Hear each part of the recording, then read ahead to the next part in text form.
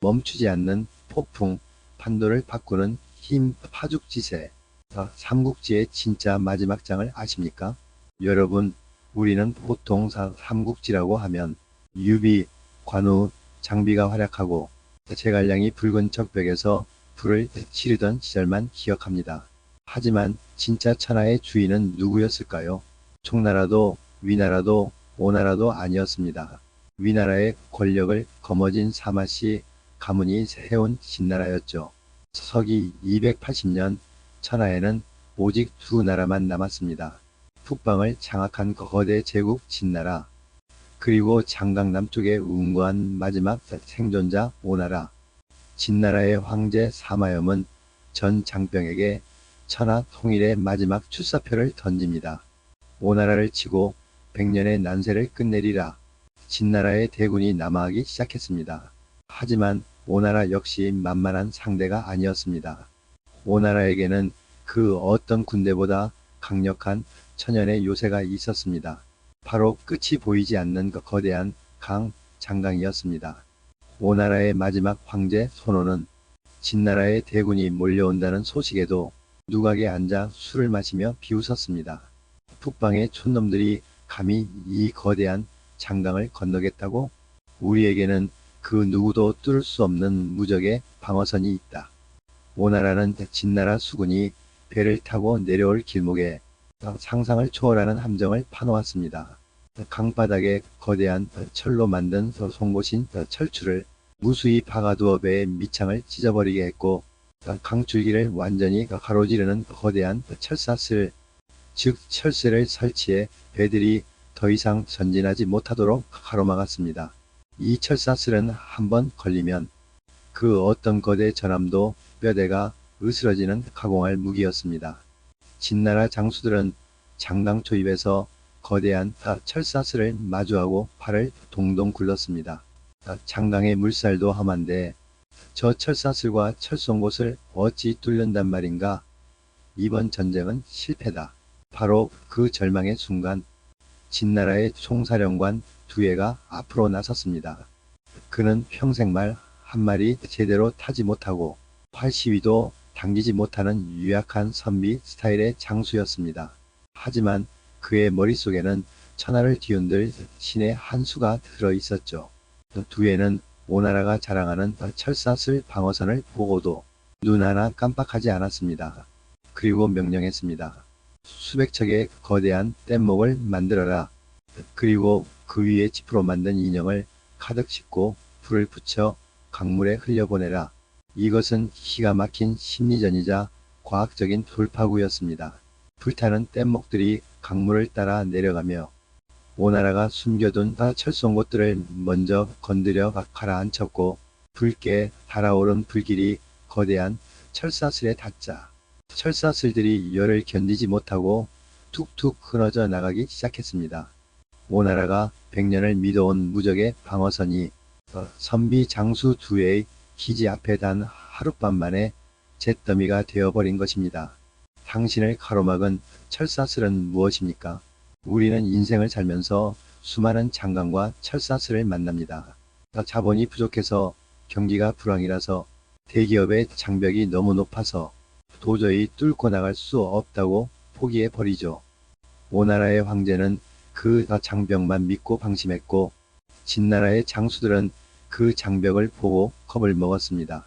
하지만 진짜 고수는 장벽의 크기를 보지 않고 그 장벽을 무너뜨릴 기세를 봅니다.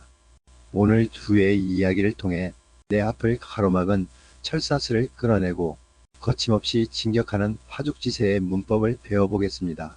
철사슬이 끊어진 장강의 물길을 타고 이제 진나라의 군대는 오나라의 심장부를 향해 폭풍처럼 몰아치기 시작합니다. 멈추지 않는 진격. 대나무는 첫 마디만 쪼개면 끝난다. 장강을 가로막고 있던 거대한 철사슬들이 진나라 총사령관 두예의 화공 앞에 맥없이 끊어져 나가자 오나라의 조정은 거대한 공포에 휩싸였습니다. 그들이 100년 동안 믿어온 난공불락의 장벽이 단 하룻밤 만에 무력화되었기 때문입니다. 두예가 이끄는 진나라의 수군은 끊어진 철사슬 사이로 거대한 전함들을 몰고 폭풍처럼 밀고 내려왔습니다. 오나라의 요충지였던 무창, 설흥, 하구 등의 성들이 차례로 함락되었습니다. 진나라 군대의 기세는 그야말로 하늘을 찌를 듯했습니다. 길목을 지키던 오나라 장수들은 싸워보지도 않고 성문을 열어 항복하거나 사방으로 도망치기 바빴습니다. 오나라의 심장부인 건업까지는 이제 일직선으로 탄탄대로가 열린 셈이었습니다. 하지만 승리가 코앞에 다가온 바로 그 순간 진나라 군영 내부에서 뜻밖의 제동이 걸렸습니다. 건업을 눈앞에 두고 열린 긴급 군사회의에서 두예를 제외한 대다수의 장수와 참모들이 진격을 멈추어야 한다고 주장한 것입니다. 그들의 논리도 나름대로 합리적이었습니다. 대도독, 지금 우리는 너무 깊숙이 들어왔습니다. 곧 여름이 다가오면 남방 특유의 무더위와 습기 때문에 전염병이 돌 것입니다. 게다가 장강의 수위가 높아지면 보급로가 끊길 위험이 있습니다. 이미 오나라의 절반을 취했으니 일단 군대를 물려 가을에 다시 공격하는 것이 안전합니다. 장수들은 더 조심스러웠습니다. 삼국지 역사상 북방의 군대가 남방을 공격했다가 기후와 전염병 때문에 전멸한 사례가 너무나 많았기 때문입니다. 조조가 적벽에서 그랬고 조비가 장강 앞에서 팔을 돌렸던 기억이 그들의 발목을 잡은 것입니다. 안전하게 멈추느냐, 위험을 무릅쓰고 진격하느냐, 천하통일의 운명이 이 회의실 탁자 위에서 요동치고 있었습니다. 장수들의 망설임을 가만히 듣고 있던 두예가 마침내 자리에서 일어났습니다. 그는 온화한 선비의 모습을 지우고 전장을 호령하는 진정한 사령관의 눈빛으로 장수들을 매섭게 노려보았습니다. 그리고 역사에 영원히 남을 명언을 일갈합니다. 지금 우리 군대의 기세는 마치 대나무를 쪼개는 것과 같은소. 두예는 장수들을 향해 대나무 한 자루를 들어 보이며 말을 이어갔습니다. 대나무라는 것은 처음 몇 마디를 쪼개기가 힘들 뿐 일단 칼날이 들어가 천 마디가 갈라지면 그 다음부터는 칼날만 대어도 제풀에 툭툭 쪼개져 나가는 법이요. 지금 오나라는 장강의 철사슬이 끊어지면서 천 마디가 완전히 쪼개졌소. 저들의 심장부는 이미 공포로 얼어붙어 한마디만 더 찌르면 스스로 무너질 것인데 어찌 이 황금 같은 기세를 두고 군대를 물린단 말이오. 이것이 바로 파죽지세라는 성어가 탄생한 순간이었습니다. 두예는 전쟁의 본질이 숫자가 아니라 기세에 있음을 누구보다 잘 알고 있었던 천재였습니다. 장수들은 두예의 가공할 배짱과 논리 앞에 숙연해졌고 군영에는 다시 한번 진격의 북소리가 울려 퍼졌습니다. 두예의 판단은 완벽하게 적중했습니다. 진나라 군대가 다시 진격을 개시하자 오나라의 남은 방어선은 그야말로 대나무 쪼개지듯 무참히 갈라졌습니다. 오나라의 황제 손호가 마지막으로 긁어모아 보낸 정의의 부대마저 진나라의 기세에 눌려 제대로 싸우지 못하고 괴멸당했습니다. 서기 280년 3월 진나라의 군대가 오나라의 수도 건업의 성벽을 에워쌌을 때 황제 손호는 스스로 몸을 묶고 성문을 열어 항복 문서를 바쳤습니다. 위, 촉, 오, 삼국으로 나뉘어 100년 동안 수천만 명의 피를 흘리게 했던 잔인한 난세가 두예가 몰아친 파죽지세의 폭풍 속에서 마침내 영원한 종지부를 찍은 것입니다. 현대인을 위한 통찰 타이밍을 놓치는 리더는 실패한다. 많은 사람이 기회가 왔을 때 조금만 더 준비하고 안전해지면 시작하자면 망설입니다. 리스크를 분석한다는 핑계로 타이밍을 놓치죠. 하지만 세상의 모든 위대한 성취는 리스크가 제로일 때 일어난 적이 없습니다. 진짜 승부사는 대나무의 천 마디가 쪼개졌을 때를 알아채는 사람입니다. 내가 새로 시작한 사업이 반응을 보일 때, 내 채널의 영상이 알고리즘을 타기 시작할 때, 그때가 바로 파죽지세로 몰아쳐야 할 타이밍입니다. 물이 들어올 때 노를 저어야 배가 나아가듯 기세가 올랐을 때 멈추지 않는 뚝심이 평범함과 비범함을 가르는 한 끗 차이입니다.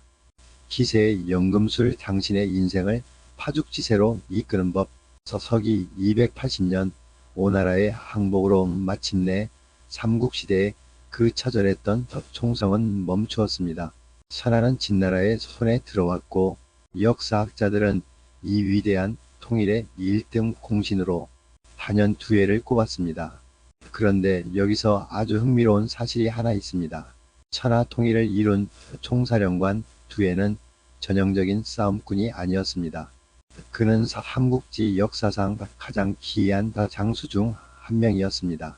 힘이 약해 말 한 마리 제대로 타지 못했고 팔에 기운이 없어 활시위조차 당기지 못하는 유약한 문관 출신이었죠. 그런 그가 어떻게 무시무시한 오나라의 수군과 난공불락의 장강 방어선을 무너뜨렸을까요? 답은 하나입니다. 두해는 눈에 보이는 무력보다 눈에 보이지 않는 기세의 힘을 믿었던 전략의 마술사였습니다. 그는 적들이 가진 물리적인 성벽보다 저들의 마음속에 무너져 내리는 공포의 균열을 먼저 보았습니다. 대나무의 첫마디가 쪼개지는 순간을 정확히 포착하고 그 틈을 놓치지 않고 칼날을 밀어 넣은 것이죠. 현대인을 위한 파죽지세의 3가지 문법.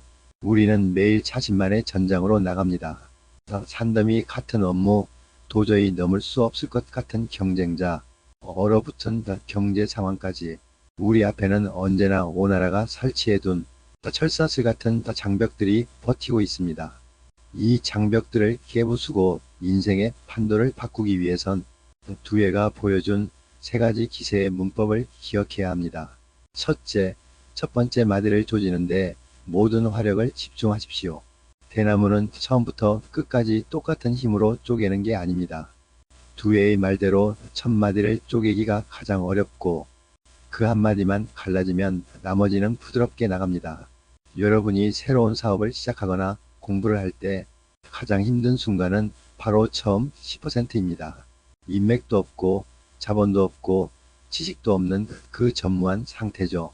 이때 에너지를 분산시키면 절대 장벽을 뚫을 수 없습니다. 오직 한 놈만 팬다는 마인드로 가장 핵심적인 첫 번째 목표에 당신이 가진 모든 화력과 시간을 쏟아부으십시오. 첫 승리의 쾌감을 맛보는 순간 당신의 인생에는 균열이 가기 시작하고 기세가 붙기 시작합니다. 둘째, 합리적인 망설임이라는 덫을 경계하십시오. 두해의 장수들은 바보가 아니었습니다. 여름이 오면 전염병이 돈다. 강물이 불어나면 위험하다는 그들의 주장은 매우 과학적이고 합리적인 분석이었습니다. 하지만 그 합리성이 결국 천하 통일이라는 대업의 발목을 잡을 뻔했습니다. 우리가 새로운 도전을 할 때도 마찬가지입니다. 머릿속에서 끊임없이 합리적인 핑계들이 쏟아집니다. 지금은 경기가 안 좋으니까, 내가 나이가 좀 많으니까, 준비가 덜 됐으니까. 리스크를 분석하는 것은 좋으나 분석에 매몰되어 진격할 타이밍을 놓치는 것은 리더의 태만입니다. 기세가 올랐을 때는 분석보다 직진이 정답일 때가 많습니다. 셋째, 물이 들어올 때 노를 부러뜨리듯이 저으십시오. 인생에서 기세 알고리즘, 유행, 운과 내 편으로 돌아서는 순간은 그리 자주 오지 않습니다. 평생에 몇 번 올까 말까 하죠. 만약 당신이 만든 콘텐츠가 떡상을 하거나 당신의 비즈니스에 고객들이 몰려들기 시작한다면 그때가 바로 잠을 줄여서라도 몰아쳐야 할 때입니다. 이 정도 했으니 좀 쉬었다 하자며 군대를 물렸던 장수들처럼 행동하지 마십시오.